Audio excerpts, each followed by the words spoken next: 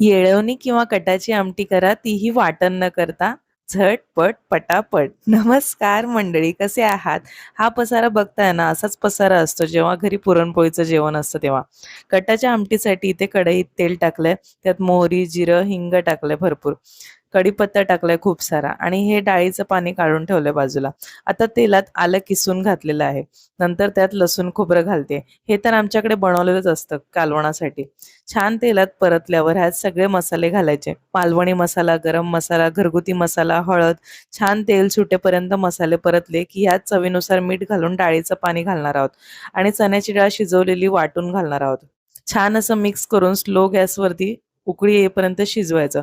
मस्त खमंग असा सुवास येतोय आणि उकळी पण छान आली आहे. वरून कोथिंबीर टाकली चिरून. आपली कटाची आमटी तयार आहे. तुमच्यात या आमटीला काय बोलतात नक्की सांगा कमेंट करून. आता पुरणपोळी करून घेते. आजीसारख्या, आईसारख्या आणि आमच्या आईंसारख्या नाही एकदम परफेक्ट जमत, पण येतात बऱ्यापैकी. आणि प्रॅक्टिस मेक्स मॅन परफेक्ट असं बोलतात. त्यामुळे वरच्यावर करत असते. एक पोळी लाटून तव्यावर टाकेपर्यंत धाकधूक असते जरा, पण ती व्यवस्थित आली की मग नाही काही वाटत. छान तूप लावून पोळी भाजून घेतली. बाकीच्या पण भाजून घेतल्या पटापट. काही पोळ्या फुगल्या पण मस्तपैकी. जसे हे सारखे माझ्यावर फुगतात ना तसेच. आमच्या आईंना, मला आणि दीदीला आमच्याकडे आवडते पुरणपोळी. बाकी ह्यांना आणि पप्पांना पोळीपेक्षा आमटीच जास्त आवडते. मग पोळ्या केल्या की चपात्या पण करायच्याच असतात. चपात्या पण असतात आमच्याकडे.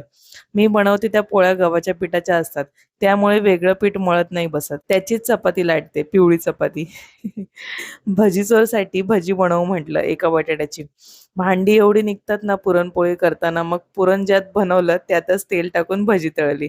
आणि हा असा पसारा झाला सर्व. ज्या दिवशी पुरणपोळी त्या दिवशी डबल भांडी निघतात घासायला. असो, पण आउटपुट एकदम टेस्टी असतं. छान अशी पुरणपोळी तुपातली, दूध, कटाची आमटी, बटाटा भजी, भात आणि लिंबू. मस्त दिसतंय ना? चला या जेवायला. आजचा मिनी व्लॉग इथेच संपवते. भेटूया नेक्स्ट मिनी व्लॉगमध्ये. तोपर्यंत सगळ्यांना बाय बाय. काळजी घ्या, हसत राहा, खात राहा आणि राधे कृष्ण.